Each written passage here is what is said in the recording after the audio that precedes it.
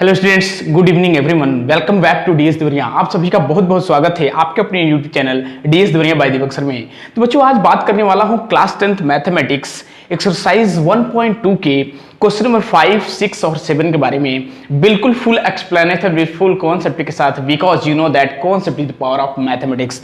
आइए गाइस, बात करते हैं क्वेश्चन नंबर 5 है क्या। बहुत इंपॉर्टेंट क्वेश्चन है, इस टाइप के क्वेश्चन आने वाले हैं इस बार एग्जामिनेशन में। कहता है कि check whether 6 power n can end with the digit 0 for any natural number n।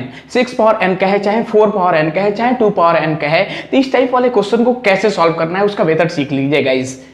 कहता क्या है, यदि कहता है कि 6 पावर n चाहे 4 पावर n या 2 power n end with the digit 0, तो इसके लिए एक बहुत ही इंपॉर्टेंट थिंग्स है, उसको याद रखना है कि if a number end with digit 0, यदि किसी नंबर का इंड विथ डिजिट 0 हो तो उसका जो prime factor must be 2 into 5 होना चाहिए।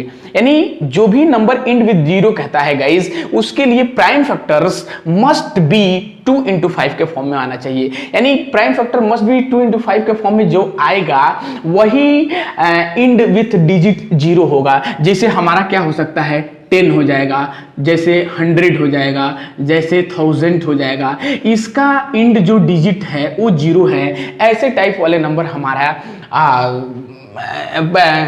इंड विथ डिजिट 0 होंगे। बट यहां 6 पावर n का कह रहा है कैन इंड विथ डिजिट 0, तो उससे उस टाइप वाले क्वेश्चन को कैसे करना है, करना क्या है, ये फॉर्मूला याद रखना है कि if a number end with digit 0 prime factor must be 2 into 5।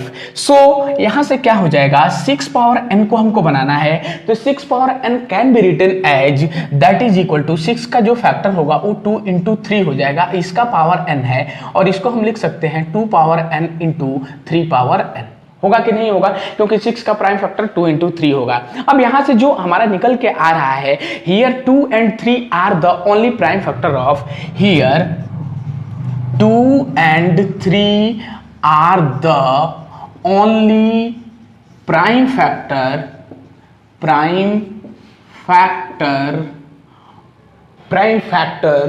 Of 6 power m, prime factor of 6 power n। यानी 6 पावर n का ओनली प्राइम फैक्टर 2 and 3 के फॉर्म में आ रहा है। तो हम यहां से बोल सकते हैं 6 power n can not be end with digit 0, can not be end with digit 0। ठीक है, can not be end with digit 0 because क्योंकि ये बताना बहुत जरूरी है, it's prime factors do not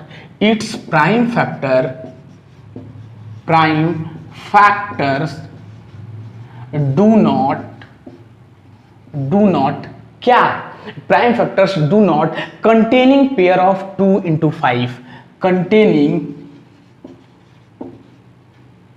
containing pairs of 2 into 5।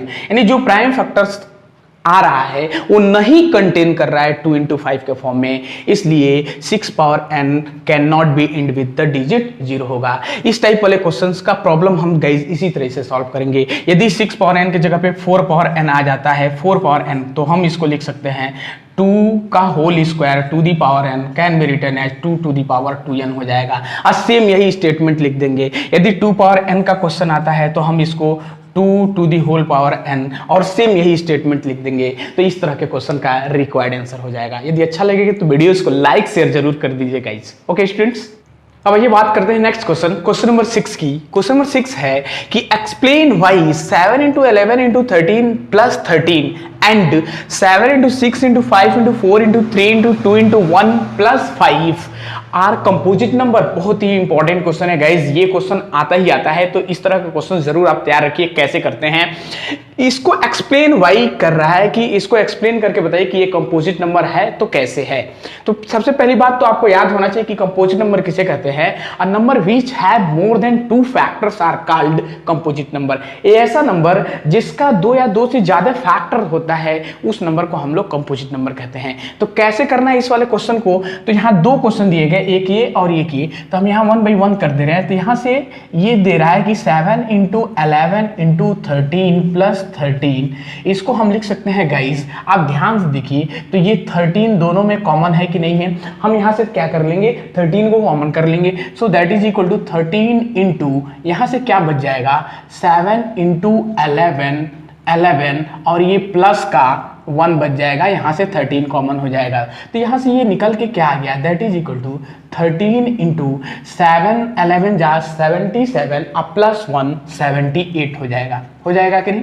अब यहाँ से आप देखो, अब या तो इसका आप फैक्टर निकाल लो और नहीं तो आप ऐसे भी रख सकते हो। तो इसका जब आप गाइस फैक्टर निकालोगे यहाँ से 78 का ऐसे फैक्टर निकालेंगे तो ये क्या हो जाएगा, इवन नंबर है तो 2 से चला जाएगा, 2 3 जा 6 हो जाएगा और 2 9 जा 18 हो जाएगा, फिर 3 से चला जाएगा तो 3 1 जा 3 और 3 3 जा 9 और ये 13 1 जा 13, यानी 78 का फैक्टर 2 × 3 × 13 होगा। तो हम इसको लिख सकते हैं, this can be written as 13 × 2 × 3 × 13। Okay, अब यहां देखिए इसके मोर देन 2 फैक्टर मिल गए कि नहीं मिल गए।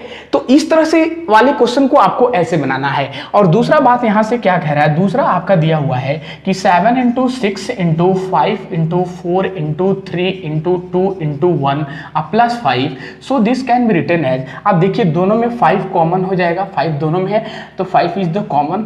सो 5 × क्या बचेगा यहाँ से 7 × 6 इंटू 5 कॉमन हो गया तो 4 × 3 × 2 × 1 और प्लस का ये 5 निकल गया है तो यहाँ पे +1 हो जाएगा। So that is equal to ये क्या हो जाएगा 5 × और गाइस इसको आप मल्टीप्लाई कर लो 7 ×